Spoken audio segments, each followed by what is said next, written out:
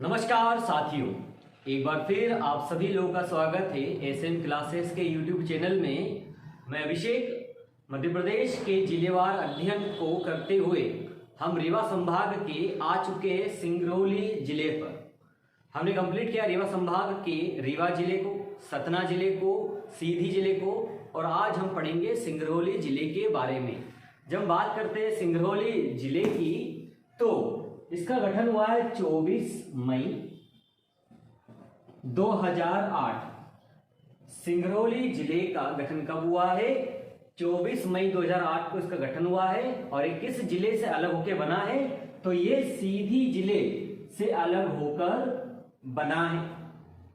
हम बात करें मध्य प्रदेश का सबसे पूर्वोत्तम जिला कौन सा है? तो सबसे पूर्वोत्तम जिला आपका सिंगरौली है। ऐसा कौन सा जिला है जो दो राज्यों के साथ सीमा लगाता है पूर्व में? तो आपका उत्तर होगा सिंगरौली। इसके बारे में बात करेंगे। शुरू करते हैं इसके क्षेत्रफल से। सिंगरौली जिले का जो कुल क्षेत्रफल है ये है 5675 वर्ग किलोमीटर। सिंगरौली जिले का कुल क्षेत्रफल कितना है? 5675 यहाँ का कुल क्षेत्रफल है। हम बात करें 2011 की जनगणना के अनुसार यहाँ की कुल जनसंख्या जो है ये है 11,78,273 लोग। 11,78,273 कुल जनसंख्या है। हम बात करें यहाँ की जनसंख्या घनत्व की तो यहाँ का जो जनसंख्या घनत्व है 208 व्यक्ति प्रति वर्ग किलोमीटर यहाँ का कुल जो है जनसंख्या घनत्व है। हम बात करें यहाँ के लिंगानुपात की, यहाँ का जो लिंगानुपात है ये है 920 महिलाएं प्रति 1000 पुरुष। 920 महिलाएं प्रति 1000 पुरुष यहाँ का जो है वो लिंगानुपात है। हम बात करें साक्षरता दर की, साक्षरता दर की तो यहाँ का साक्षरता दर है 60.41%। यहाँ का जो है वो साक्षरता दर है। हमने बात की सिंगरौली जिले की। सबसे पूर्वोत्तम जिला आपका पूर्व वाला जिला सिंगरौली है। ये 24 मई 2008 को सीधी जिले से अलग होकर बना। कुल क्षेत्रफल जो है 5675 वर्ग किलोमीटर यहाँ का कुल क्षेत्रफल है। 2011 की जनगणना के अनुसार यहाँ की जनसंख्या है 11,78,273 जो लोग हैं यहाँ पे। कुल जनसंख्या घनत्व यहाँ का 208 व्यक्ति प्रति वर्ग किलोमीटर। लिंगानुपात है 920 महिलाएं प्रति 1000 पुरुष और साक्षरता दर है 60.61%। हम बात करें सिंगरौली जो जिला है ये किन किन जिलों के साथ अपनी सीमा लगाता है? तो ये मध्य प्रदेश का सीधी जिले के साथ अपनी सीमा लगाता है। और हम बात करें तो उत्तर प्रदेश के साथ सीमा लगाता है और छत्तीसगढ़ के साथ ये अपनी सीमा लगाता है। तो हमने बात की सिंगरौली जो जिला है ये केवल सीधी के साथ सीमा लगाता है मध्य प्रदेश के, और दो राज्य जिनका नाम है उत्तर प्रदेश और छत्तीसगढ़ के साथ ये अपनी सीमा लगाता है। आगे हम बात करें इसके विकास खंड की तो इसके विकास खंडों की जो संख्या है ये आपकी 5 है। सिंगरौली जिले के कुल विकास खंड कितने हैं? तो यहाँ पे 5 यहाँ पे तहसीलें हैं। सिंगरौली जिले में कुल तहसीलों संख्या 5 है। वो कौन सी है? तो आपकी एक तो है सिंगरौली, सिंगरौली के बाद आपका आता है सरई। हम बात करें 5 तहसील सिंगरौली, सरई, फिर बेडन के बाद आपका आता है चितरंगी नामक जगह। ये भी आपकी क्या है? यहाँ की एक तहसील है। और आता आपका देवसर। तो हमने बात की इसके कुल 5 तहसील सिंगरौली, सरई, बेडन, चितरंगी और देवसर, इसकी 5 तहसील हैं। हम बात करते हैं इसके विकास खंड की तो इसके 3 विकास खंड है।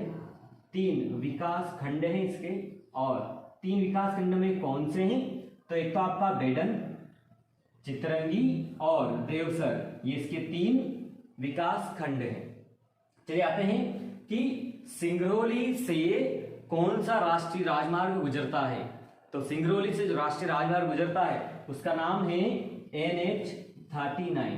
39 राष्ट्रीय राजमार्ग जो है ये सिंगरौली से होके गुजरता है। हम बात करते हैं आगे इसके स्टेट के बारे में। तो यहाँ की जो प्रमुख नदियां हैं, तो प्रमुख नदियों में यहाँ पे आता है आपका नदी।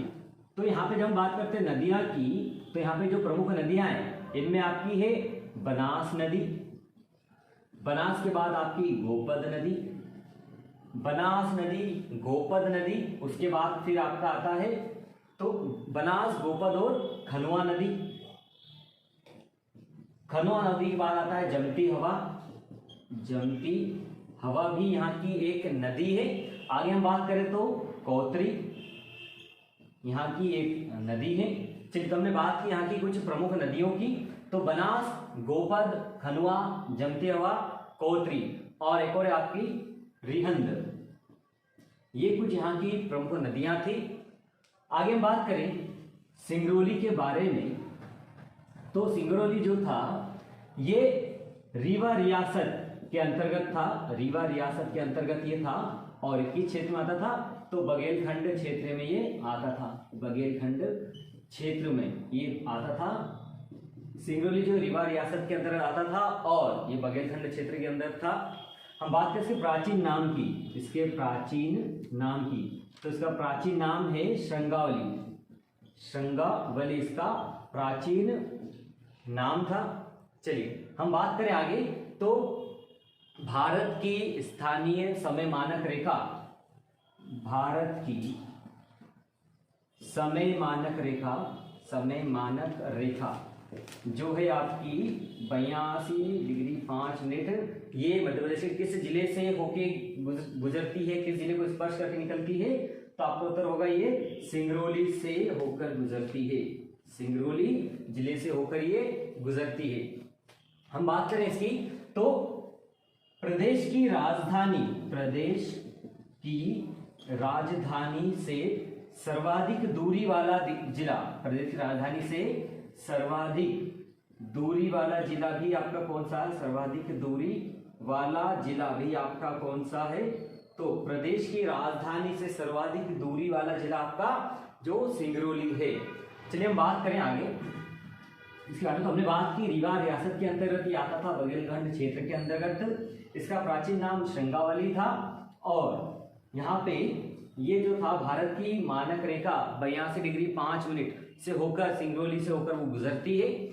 आगे हम बात करें सबसे पूर्वी जिला भी कौन सा आपका है, सिंगरौली है। दो राज्यों को कौन सा टच कर रहा है, सिंगरौली उत्तर प्रदेश और छत्तीसगढ़ से होकर ये गुजर रहा है।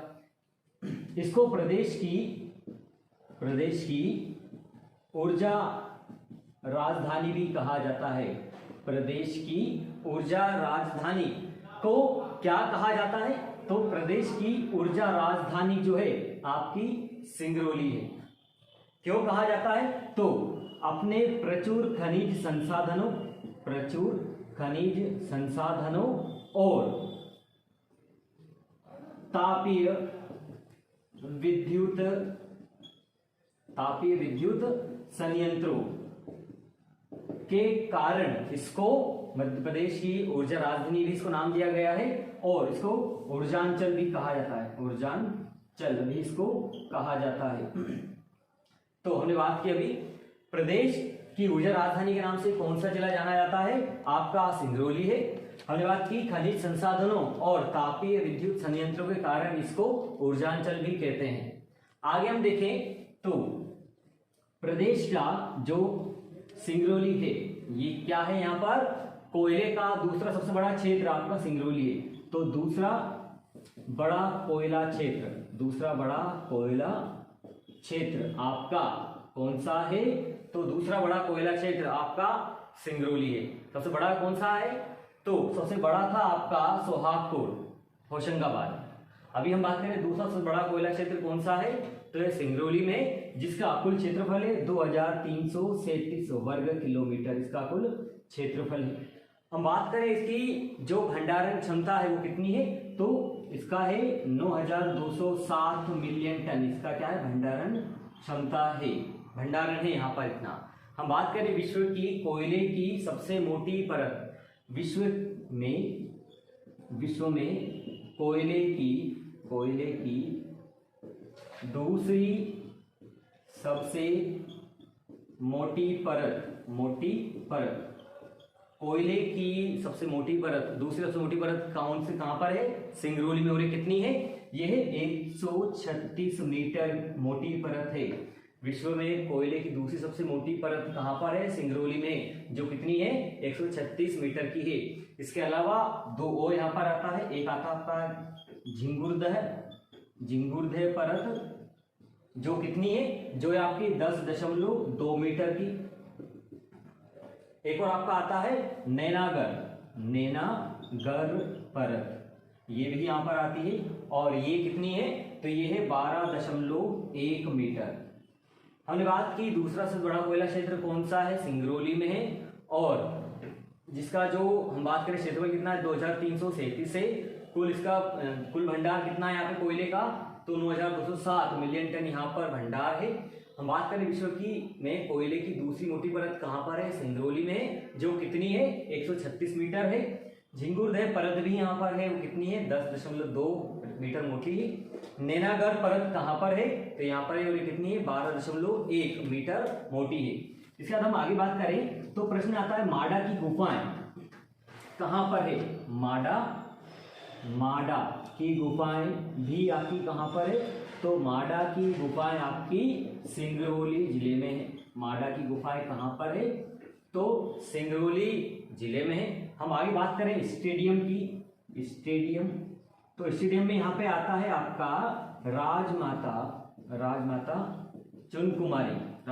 चुनकुमारी स्टेडियम कहाँ पर है? राजमाता चुनकुमारी स्टेडियम भी आपका कहाँ पर है? तो राजमाता चुनकुमारी स्टेडियम आपका जो है ये आपका है सिंगरौली में है। फिर हम बात करते हैं नॉर्थन कोलफील्ड लिमिटेड का मुख्यालय भी कहाँ पर है? तो नॉर्दर्न कोलफील्ड लिमिटेड का मुख्यालय भी आपका कहाँ पर है? नॉर्दर्न कोलफील्ड लिमिटेड का मुख्यालय आपका सिंगरौली में है। तो अभी तक हमने बात की यहाँ पर माडा की गुफाएं कहाँ पर है? सिंगरौली में है। राजमाता चुनकुमारी स्टेडियम कहाँ पर है? आपका सिंगरौली में है। नॉर्दर्न कोलफील्ड लिमिटेड का मुख्यालय कहाँ पर है? सिंगरौली में है। हम बात करें यहाँ पे कौन सी जनजाति निवास करती है? यहाँ पे निवास करती है? तो यहाँ पे अगारिया जनजाति निवास करती है। अगारिया जनजाति यहाँ पर निवास करती है। चलिए आगे हम आते हैं बांधों के बारे में कि यहाँ पे कौन कौन से बांध है छोटे बड़े, उनके नाम हम देख लेते हैं एक बार। चलिए, तो यहाँ पे आता है बांधों के बारे में। बांध तो बांध में यहाँ पे आता है सबसे आपका मदलानी बांध यहाँ पर है। आगे हम बात करें तो कचसन बांध यहाँ पर है। फिर मादी बांध भी यहाँ पर है, और झरिया बांध भी यहाँ पर आपका आता है। हमने बात की कौन सी जनजाति निवास करती है यहाँ पर? तो अगारिया जनजाति निवास करती है। बांधों में नाम कौन कौन से? तो मदलानी बांध यहाँ पर है, कचसन बांध यहाँ पर है, मादी बांध है और झरिया बांध है। चलिए आगे हम देखें यहाँ पर कुछ ताप विद्युत संयंत्रों के बारे में। तो सबसे पहले आता है विंध्याचल ताप विद्युत परियोजना।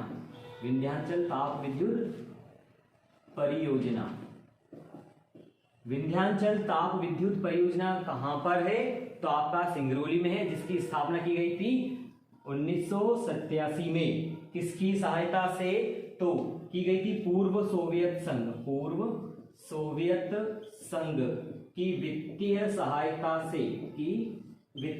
सहायता से इसकी जो है स्थापना की गई थी। इसको संचालित कौन करता है? इसको संचालित जो करते हैं ये करता है एनटीपीसी यानी कि राष्ट्रीय ताप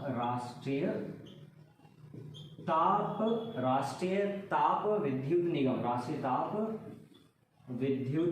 राष्ट्रीय ताप विद्युत निगम इसकी जो है संचालन करता है।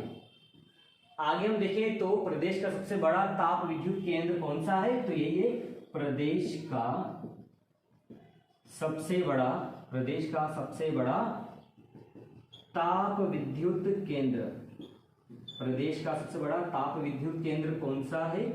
तो प्रदेश का सबसे बड़ा ताप विद्युत केंद्र आपका विंध्याचल ताप विद्युत परियोजना है। और हम बात करें इसकी क्षमता कितनी है, तो इसकी क्षमता है 4760 मेगावाट की इसकी कुल क्षमता है। और वर्तमान में यहाँ से कितना मेगावाट उत्पादन किया जा रहा है?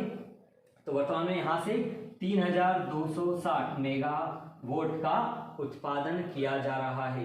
हम बात करें मध्य प्रदेश का, यहाँ से कितने परसेंट विद्युत की प्राप्ति होती है? तो मध्य प्रदेश में यहाँ से कुल 30% विद्युत की प्राप्ति की जाती है, प्राप्ति हो रही है। चलिए आगे हम देखें। तो अब यहाँ बात करें सबसे बड़ा विद्युत केंद्र प्रदेश का कौन सा? विंध्याचल विद्युत परियोजना है। और इसकी जो कोयले की पूर्ति है, कोयले की पूर्ति कहाँ से की जा रही है? तो कोयले की पूर्ति की जा रही है निगाही खदान से। यहाँ पे कोयले की आपूर्ति की जाती है। कोयले की आपूर्ति कहाँ से की जाती है? तो कोयले की आपूर्ति निगाही खदान से की जाती है। और जल की आपूर्ति है वो की जाती है रिहंद द्वारा। रिहंद नदी से यहाँ पे जो रिहंद बांध से यहाँ पे जल की आपूर्ति पूरी की जाती है। हमने की विंध्याचल ताप विद्युत परियोजना जिसको संचालित जो है वो एनटीपीसी करता, राष्ट्रीय ताप विद्युत निगम द्वारा इसका संचालन किया जाता है। प्रदेश का सबसे बड़ा ताप विद्युत केंद्र है। इसकी क्षमता 4760 है और 3260 मेगावाट यहाँ की कुल जो है अभी उत्पादन किया जा रहा है। हम बात करें यहाँ पे 30% विद्युत जो है प्राप्ति की जा रही है प्रदेश की। चलिए आगे हम बात करते हैं। अगला जो है आपका अगली जो है यहाँ पे विद्युत संयंत्र, उसका नाम क्या, वो भी हम देख लेते हैं। तो अगला है यहाँ पे शासन ताप विद्युत शासन ताप विद्युत संयंत्र। शासन ताप विद्युत संयंत्र जो है ये कहाँ पर है? तो ये शासन नामक जगह पर है। शासन नामक जगह पर है। अच्छा, विंध्याचल जो था, विंध्याचल ताप विद्युत केंद्र कहाँ पे था? तो ये बेडन नामक जगह पर था। बेडन नामक जगह पर ये था। तो विंध्याचल ताप विद्युत केंद्र कहाँ पे था? बेडन में था। ये शासन ताप विद्युत जो है संयंत्र यहाँ के पावर प्रोजेक्ट तो ये कहाँ पर है? ये शासन नामक जगह पर है। और जिसका संचालन किसके द्वारा किया जा रहा है? जिसका संचालन रिलायंस पावर द्वारा किया जा रहा है। इसका संचालन किसके द्वारा किया जा रहा है? तो रिलायंस पावर के द्वारा किया जा रहा है, जिसकी उत्पादन क्षमता कितनी है? तो 4000 मेगावाट इसकी कुल उत्पादन क्षमता है। और यहाँ पे जो कोयले की आपूर्ति है ये कहाँ से किया जा रहा है? कोयले की आपूर्ति जो है ये कहाँ से किया जा रहा है? तो कोयले की आपूर्ति जो है वो मोहर खदान से की जा रही है। मोहर खदान के अलावा यहाँ पे छत्रसाल कोयला खदान से आपूर्ति कोयले की जाती है। कोयला खदान से यहाँ पे आपूर्ति की जाती है। चलिए, तो हमने बात की यहाँ पे शासन ताप विद्युत संयंत्र या पावर प्रोजेक्ट की, जिसको कहाँ पे है ये? तो शासन नामक जगह पर है। इसको संचालित कौन करता है? रिलायंस पावर द्वारा संचालित किया जाता है। इसकी कुल उत्पादन क्षमता कितनी है? तो 4000 मेगावाट यहाँ की कुल उत्पादन क्षमता है। कोयले की आपूर्ति कहाँ से की जाती है? मोहर और छत्रसाल कोयला खदान के द्वारा यहाँ पर इसकी आपूर्ति की जाती है। चलिए अगला देखते हैं। अगला पावर प्रोजेक्ट कौन सा है यहाँ पे, इसका नाम देखते हैं। चलिए, तो अगला है यहाँ पर पहला है, चलिए अभी हमने दो पढ़ लिए, विंध्याचल और एक शासन। तीसरा है Nigri thermal power plant. Nigri thermal power plant, thermal station या निगरी थर्मल ताप विद्युत केंद्र ये कहाँ पर है? तो ये हम बात करें, ये आपका सिंगरौली जिले में स्थापना कब की गई? तो 2013 में इसकी स्थापना की गई है। जिसको संचालित किसके द्वारा किया जा रहा है? इसका संचालन जेपी ग्रुप द्वारा किया जाता है। जेपी ग्रुप द्वारा इसका संचालन किया जाता है। इसकी कुल उत्पादन क्षमता कितनी है? तो 1320 मेगावाट इसकी कुल उत्पादन क्षमता है। और यहाँ पे कोयले की आपूर्ति की जा रही है अमेलिया नामक खदान से, अमेलिया से, और एक और जगह है आपकी डोंगरी नामक जगह से, डोंगरी नामक जगह से यहाँ पे कोयले की आपूर्ति की जा रही है। चलिए इसको मिटाते हैं। अभी तक हमने पढ़ा 3, एक विंध्याचल, उसके बाद शासन थर्मल पावर प्रोजेक्ट, और अभी हमने करा निगरी थर्मल पावर प्रोजेक्ट या पावर प्लांट। हमने आगे बात करते हैं तो माहन थर्मल पावर प्रोजेक्ट, तो माहन थर्मल पावर प्रोजेक्ट का जो है स्थापना 2007 में की गई थी, 2007 में इसकी स्थापना की गई थी। और इसका जो संचालन, इसको संचालित कौन कर रहा है? इसको संचालित जो किया जा रहा है ये एसआर ग्रुप द्वारा किया जा रहा है। इसका संचालन एसआर ग्रुप द्वारा किया जा रहा है।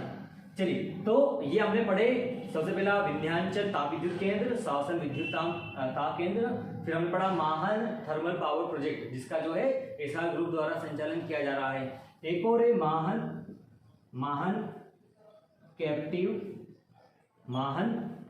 कैप्टिव थर्मल पावर प्रोजेक्ट, माहन कैप्टिव थर्मल पावर प्रोजेक्ट। ये भी आपका कहां पर है? तो ये भी आपका सिंगरौली जिले में आता है और जिसको संचालित किया जा रहा है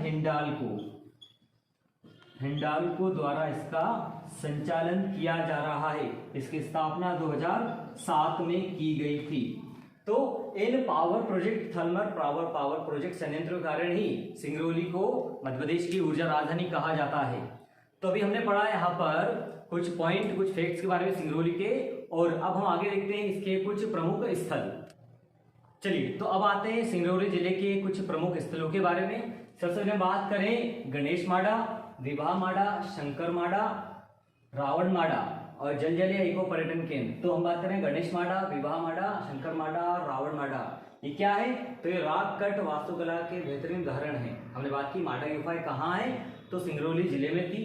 जलजलीय इको पर्यटन केंद्र या जलजलीय नामक जगह कहाँ पर है? तो सिंगरौली जिले में है। हम बात करें टिप्पा झरिया और हनुमान मंदिर। टिप्पा झरिया कहाँ पर है? तो झिंगुरदह नामक जगह, और कहाँ पर है? सिंगरौली में। एग्जाम में आता है झिंगुरदह हनुमान मंदिर कहाँ पर आता है? तो ये सिंगरौली जिले में आता है। हम बात करें लेक पार्क विंध्यनगर, ये भी कहाँ पर है आपका? सिंगरौली में। या फिर विंध्यनगर मंदिर कहाँ पर आता है? तो सिंगरौली जिले में आता है।